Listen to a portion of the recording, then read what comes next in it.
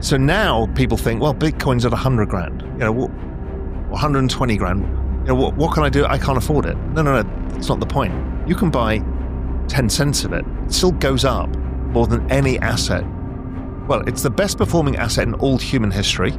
Since 2012, it's up 64 million percent since I started looking at it. So it goes up massively fast. On average, about 145% a year. We're all told to put our money in a 401k and they put it in the S&P 500 and it goes up 12% a year. So if 8% of it is currency debasement and there's 3% inflation, you're actually not making money by investing in the S&P 500. But that's what you're told to do by the system. As we keep debasing the currency by 8% a year, these assets naturally just go up 8% because, again, it's the optics of the denominator, the value of money falling, so it buys less. So that goes up, and then we've got normal inflation. Just, go to the bloody supermarket or a restaurant in the United States. It's insanity how expensive it is now. But wages, well, they go up about 3% a year. Maybe if you're really lucky, 5% a year. But still, you kind of feel like you're on the hamster wheel and you just don't get anywhere. And that's what we've got to solve for people. Because if you don't break out of this, you're trapped. And it's a huge trap, and it's not going to change. Raoul begins with the first force, the debasement of currency. Governments all over the world are printing money at record levels. Why? Because they need to pay for decades of accumulated national debt, and the only way to do that without defaulting is to devalue the currency. He explains that this isn't a US-only problem, it's global. From Europe to Japan, the same mechanism plays out. An aging population, massive public liabilities, and central banks trying to paper over cracks by flooding the system with liquidity. The result? The value of money falls slowly, year after year. Please take a little time to like this video, subscribe to the channel, and turn on post notifications for more videos like this. You can also check out our other videos on cryptocurrencies and the overall digital asset space and drop your comments and observations in the comments section below.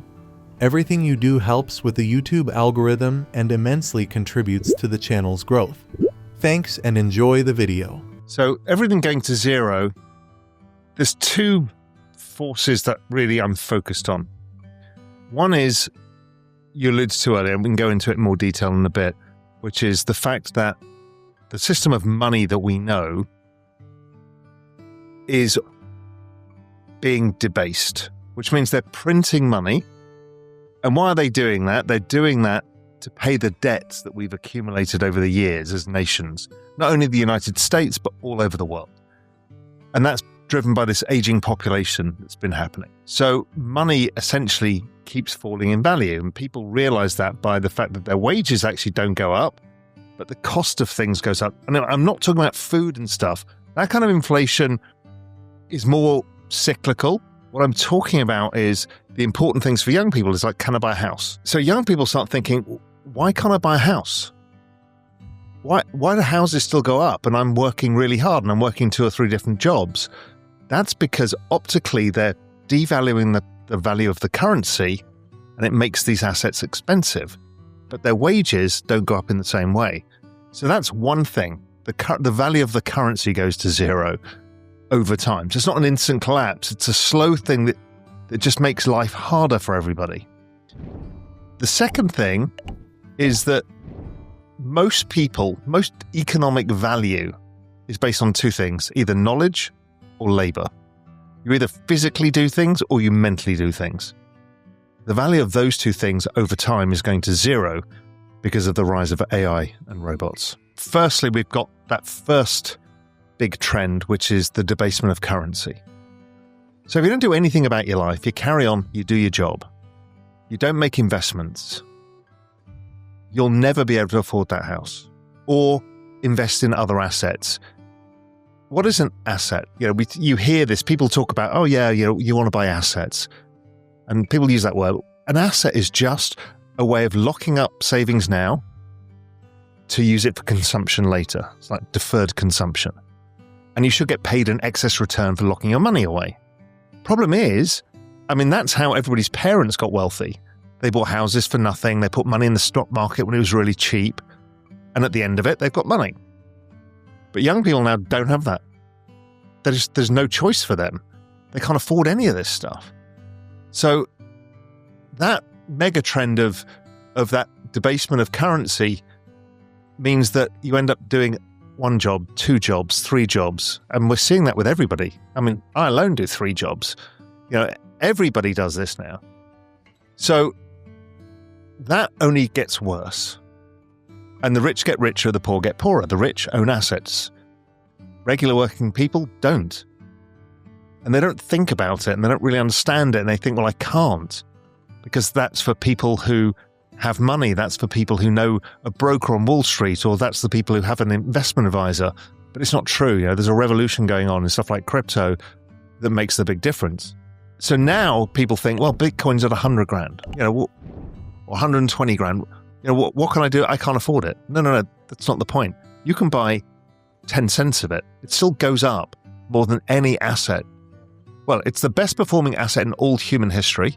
Since 2012, it's up 64 million % since I started looking at it. Now, I didn't, unfortunately, keep my original investment all the way through, but I know some people who did. I bought it and sold it, but have held on for a very long time, and all of my net worth is basically in this. In my liquid net worth is in crypto. So it goes up massively fast. On average, about 145% a year. We're all told to put our money in a 401k, and they put it in the S&P 500, and it goes up 12% a year. So if 8% of it is currency debasement and there's 3% inflation, you're actually not making money by investing in the S&P 500. But that's what you're told to do by the system. So I think almost everybody knowing this understands why I use that kind of mimetic language of how to unfuck your future. Because everyone feels like their future's been fucked. When they looked at their parents, they were buying houses in their 20s. As we keep debasing the currency by 8% a year, these assets naturally just go up 8% because, again, it's the optics of the denominator, the value of money falling, so it buys less. So that goes up, and then we got normal inflation. Just, go to the bloody supermarket or a restaurant in the United States. It's insanity how expensive it is now. But wages, well, they go up about 3% a year. Maybe if you're really lucky, 5% a year. But still, you kind of feel like you're on the hamster wheel and you just don't get anywhere. And that's what we've got to solve for people. Because if you don't break out of this, you're trapped. And it's a huge trap. And it's not going to change. Today, Raoul calls crypto the best performing asset in human history. Since 2012, Bitcoin has risen over 64 million %, averaging roughly 145% per year. Meanwhile, the S&P 500, the index most people are told to invest in, averages just 12% per year. But when you factor in currency debasement and inflation, even that 12% barely keeps you ahead of zero. That's why he created the idea of unfing your future. Because if you don't take control of your financial destiny now, if you just keep working, saving in fiat, and trusting the system, you're guaranteed to fall behind. Okay, let's go to 2030. So what happens at 2030? Well, we've already been talking about intelligence going exponential. So it starts to do weird things to the job market. We know that. Everyone's talking about that. But it actually does really weird things to the economic machine. So economy, the trend rate of growth of an economy, how the United States grows or whichever country, is basically this formula, which is population growth, more people, means a bigger economy, how productive they are, what output do they do when they work, and then debt growth, which is a way of kind of covering up the cracks, where you just put debt and things grow, but that has to be paid back in the end, and we kind of hit that in 2008 in the financial crisis, and the whole economy is based on servicing the debts that we accumulated ever since then.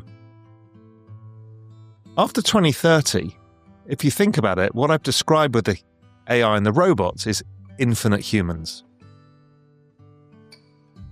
That's what we're building here, is infinite humans that can come into the global economy. Okay, great. Economic growth picks up. But who gets paid for that growth? Who gets paid? Is it the robot companies? But it's not us. So then what do? Get a universal basic income? Maybe, but the government haven't got any money. So how are they going to pay that without debasing more currency? Okay, that's pretty fucked. So then you've got to think about, okay, if these kind of forces are at play, then what also happens when you put superintelligence into things like financial markets? Am I going to be a better investor than something with an IQ of 600? No.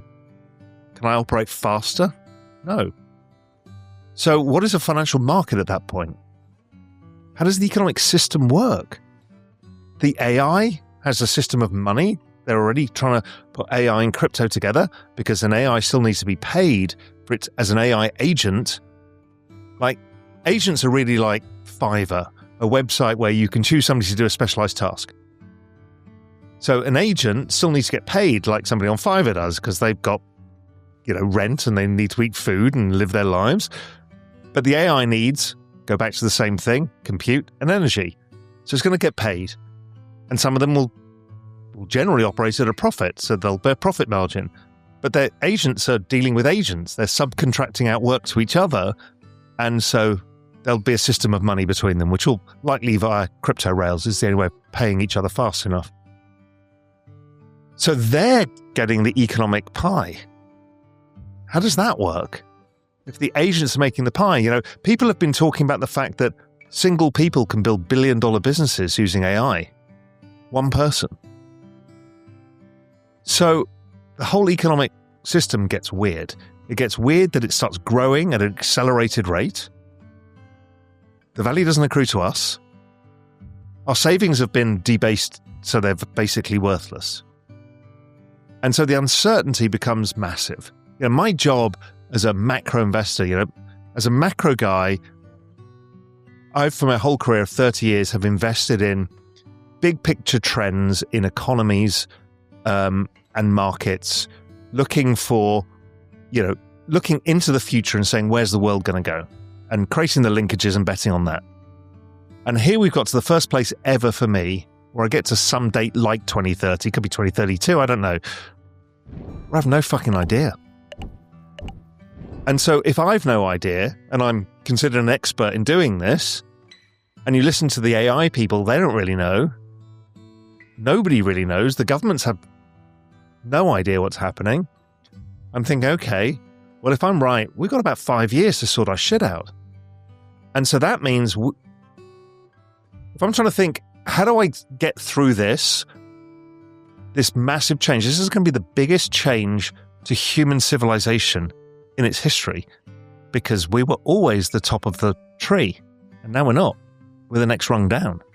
And then eventually there'll be artificial superintelligence, which will mean that the regular AI will be the next rung down, will be the third rung down.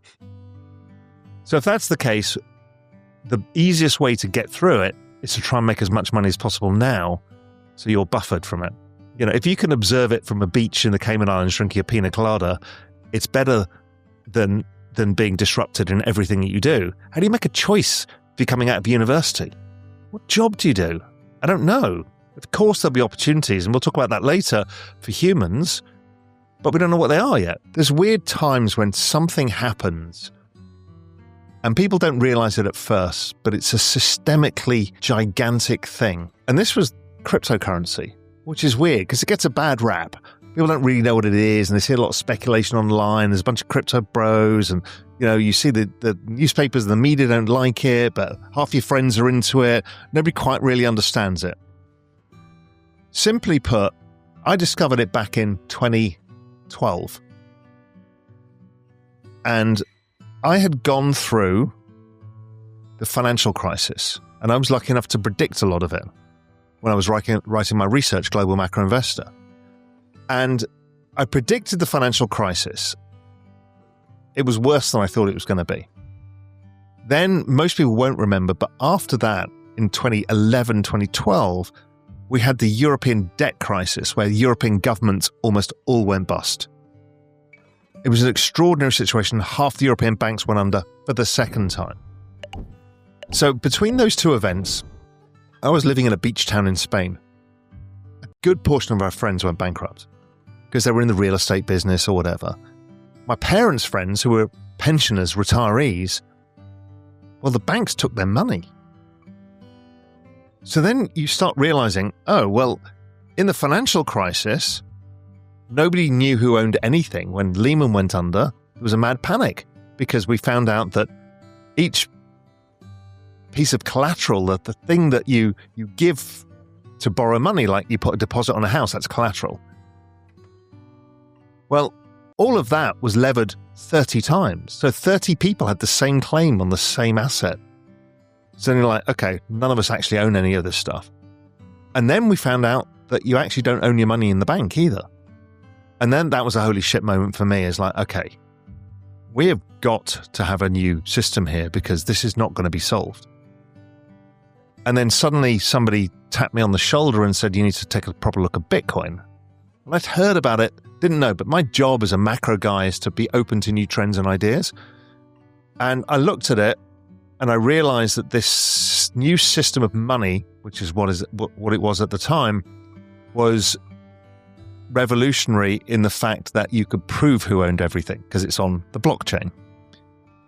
And what was also revolutionary, it was fractionalizable. And we'll come on to why that's important in a sec. So I saw this and thought, you know what? This is the entire future of the financial system.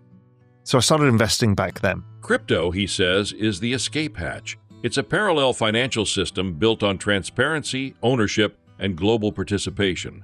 It's not for the elites. It's for everyone. You don't need a broker, a banker, or a Wall Street advisor. You just need conviction and patience. Raoul's advice is timeless. Don't chase hype. Don't gamble. Don't overtrade. Just accumulate high-quality crypto assets like Bitcoin and Ethereum consistently and hold. Because when the old system collapses, and the new one will already be here, built on these rails,